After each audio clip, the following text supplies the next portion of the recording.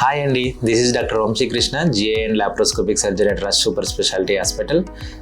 So today we will discuss about laparoscopic surgery. జనరల్గా మనకి surgery అంటే చాలా మంది టెన్షన్ పడుతూ ఉంటారండి.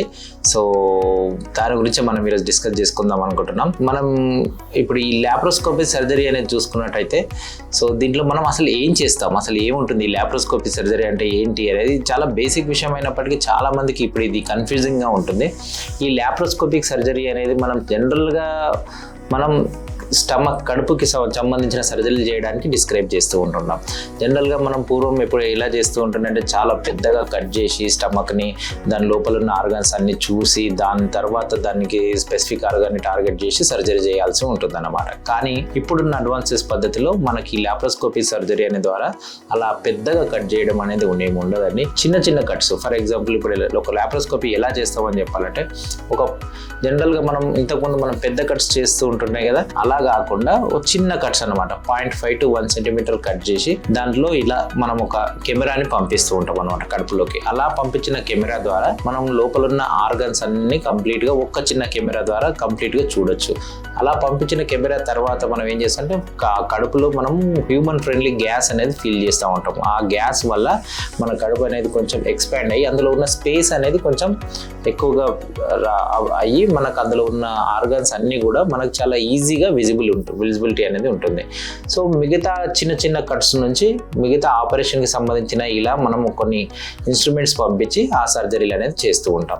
మరి ఈ లాప్రోస్కోపీ ద్వారా ఏ సర్జరీలు కామన్గా అవుతుంటాయి అంటే, ఒకటి gall bladder surgery, gall bladder సంబంధించిన స్టోన్స్కి సంబంధించిన సర్జరీ కానీ, దాంతోపాటు అపెండిక్స్కి సంబంధించిన సర్జరీ కానీ, ఇలాగే హెర్నియా, జనరల్గా కామన్గా మనకి హెర్నియాకి సంబంధించిన సర్జరీస్ కానీ ఈ లాప్రోస్కోపీ ద్వారా చేయొచ్చు. ఇలాగే ఇవన్నీ మనకు బేసిక్ సర్జరీస్. ఇవి కాకుండా చాలా advanced surgeries including liver surgeries కానీ, స్టమక్ క్యాన్సర్ కానీ, ప్యాంక్రియాస్కి సంబంధించిన సర్జరీస్ కానీ, లోపల కింద మన కోలాన్ అంటే పెద్ద పేగుకు సంబంధించిన క్యాన్సర్స్ కానీ, పేగు మడత పడిపోవడం కానీ, ఇలాంటివన్నీ సర్జరీస్ని కూడా మనం లాప్రోస్కోపీలో కంఫర్టబుల్గా చేయొచ్చు. మరి దీంతో అడ్వాంటేజ్ ఏంటి సార్ లాప్రోస్కోపిక్ సర్జరీతో అంటే, ఈ జనరల్గా ఈ లాప్రోస్కోపిక్ సర్జరీకి మనం ఓపెన్ సర్జరీకి డిఫరెన్సెస్ చూసుకున్నట్టయితే, ఓపెన్ సర్జరీలో మనం పెద్దగా కోత చేయడం వల్ల రికవరీ అవ్వడానికి కానీ, వాళ్ళు మళ్ళీ తిరిగి నడవడానికి కానీ చాలా టైం పడుతుంది. అదే మనం ఈ లాప్రోస్కోపీ సర్జరీ చిన్న కోత ద్వారా మనకి రికవరీ టైం అనేది చాలా ఫాస్ట్గా ఉంటుంది. ఇన్ఫ్యాక్ట్ మనం సర్జరీ చేసిన రోజే జనరల్గా నడవచ్చు, ఫాస్టర్ రికవరీ ఉంటుంది.